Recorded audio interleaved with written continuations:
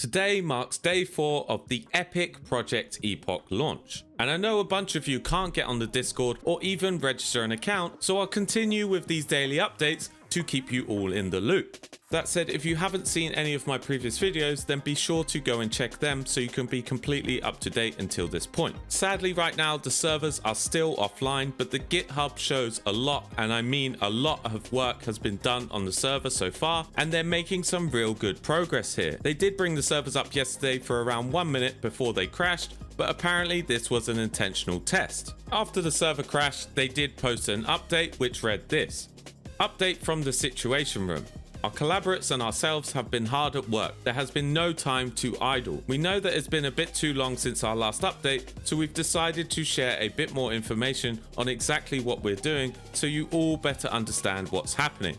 If you want to see the progress yourselves, our core is open source, so you can view it here. The work yesterday to threading and multi-threading went very positively. It is a very difficult process to convert a system from a single thread process to a multi-threaded one, and we're very happy that it went well. We have made additional server config changes, and some performance related values were actually tuned a bit too high and ironically caused performance issues itself. They have been more fine-tuned, so the values have been adjusted. Currently there is work being done to rewrite and optimize the notifiers when someone enters or exits your field of view. This is an important part of the game that lets NPCs and players load and unload from you based on distance. It has very high performance costs, so these optimizations should be impactful. More specifically, we are trying to fix potential crash loops that have been caused in some locations, such as battlegrounds, due to these rewrites. There is a lot we can test without having to throw hundreds of players at it, which is why things have looked quiet from the outside. With the varied time zones and sleep schedules of different people working on the core,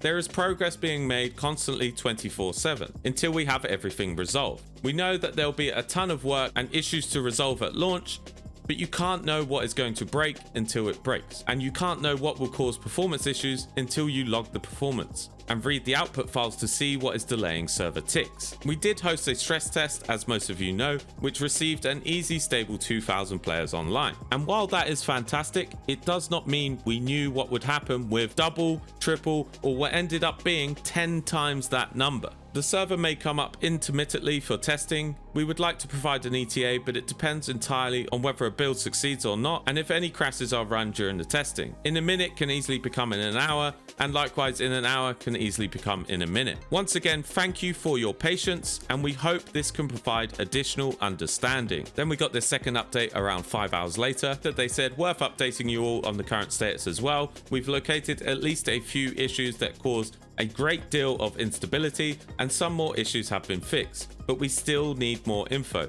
To get it, we are deploying more thorough debugging solutions, and we will get both realms online. Don't expect butterly smooth gameplay. The debugging will be heavy on the server and cause performance to greatly degrade, but all crashes and freezes during that phase will give us more necessary information to get us back on track. Currently there is no ETA, but we are working on that. And then 2.5 hours later, we got another update from Kez. As evening approaches in the Western Hemisphere, our Team 1 has retired for the evening. Today, we have made a lot of progress on updating our server core to better handle our multi-threaded processing, but we also ran into a number of issues that did not emerge during any previous testing. We are left with a number of options that we will need some time to ponder, as they will decide the future of the server infrastructure and how we support it in the long term. We know that you are hungry for information. We do not have an ETA right now, but we do know that servers won't be available for at least 8 hours while the team reviews the current server status and makes those decisions. It's not the launch we hope for, but we are committed to working through the issues until we have a playable realm. We greatly appreciate the outpouring of support from both our community and WoW modding in general. Many teams have pulled together experts to help us identify and resolve issues that are preventing realm stability when we tick over 2,000 players. For clarity, the following are not issues currently. The server hardware. We have one of the best setups money can buy. Our custom content. We haven't run into a crash yet due to our custom content, although we expect we'll eventually see one. As a reminder, our account registration is closed until servers stabilize, and our Discord will remain read-only overnight to allow our community moderation staff to take a break. We will provide our next update sometime after 10:30 AM EST or 3 PM British Summer Time tomorrow. which when hearing this is today. Thank you for your support. So yeah, something to highlight here is about the hardware. They have the best that money can buy, and this is why you can't just throw money at this problem. I see in the comments constantly, oh, they need new hardware. No, it's not a hardware issue, it's a software issue, and it can be resolved with coding. At this point, we all need to be patient and let the teams do their magic. It's not just Project Epoch working on this. They have developers from some of the most successful WoW private servers assisting with this, and everyone is aligning to make this the best server ever, which it will be. So yeah, just be patient. If you guys want somewhere to chill and talk Project Epoch while we wait, then feel free to join my community Discord. The link is in the description. We are going to set up a guild for the game when we do actually get in there. So yeah, if you want to join, that's up to you. So yeah, just some footage from inside the game. You can see here, I'm really enjoying the new undead racial. Basically, it's a cosmetic racial that lets you take a form of any undead you choose. So I obviously chose this big guy. It was very, very fun to play. You can see here, I'm an absolute beast. You can of course be any undead mob you want. I did test this on multiple mobs, including the ones that are on mounts. But when you do morph into them, they do dismount. So you can't just morph into someone on a mount and have a mount. I did try, but you can't do that, so don't try that. I did also try the horses as well, because technically they're undead horses, but you can't do it. And that's one of many of the new cosmetic racials in the game. And then obviously you've got the challenges as well, which they send you a mail when you reach level 5. There's 2 challenges in this. So there's the Explorer's Contract. You can take the Explorer's Contract and basically reduce your XP, making it a lot longer to level up. Now, if you do this, you will get some really cool rewards, including a title, which is very, very fun.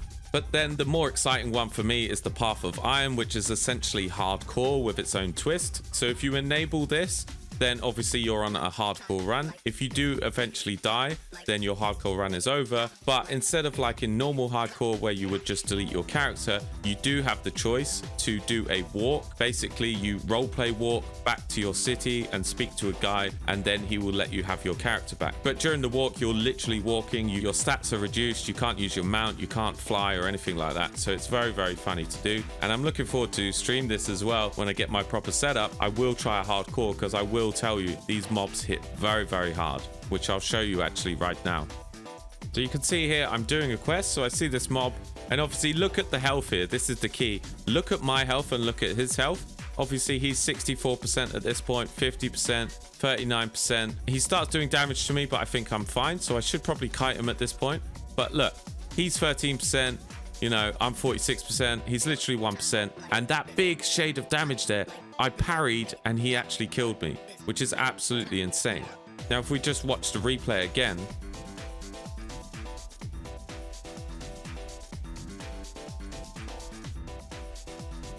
so you can see there, obviously I did fumble. I was streaming at the time and speaking to people. I did think I was fine. Obviously I should have kited, but that just goes to show this is at level 7, by the way. This is at level 5 versus a level 7. So you can imagine as you go up, the mobs are going to get so much harder, which makes hardcore so much better. Then finally, just some footage of me on the bus. So this is a travel together feature at the lower levels. Because we don't have a mount, you can actually get the bus essentially, and you can hop off at any point. It just makes it easier to travel around the local zone, but it is a set route. It's not like a taxi system or anything like that. But if you do see it, it's worth jumping in there, because you can catch a lift back to town. You can see I end up role playing with this guy. I'm like, yo, buddy. He says, yo, what does this do? Because he's never seen it before. So I just explained that it's like a bus system. I asked him if he wanted to hang out, but yeah, he left me on my own. But that was it. So yeah, just a quick few clips to show you what it's like. Obviously, the server is very, very good. And honestly, it's well worth the hype. But yeah, thanks for watching this video, guys, and have a lovely day.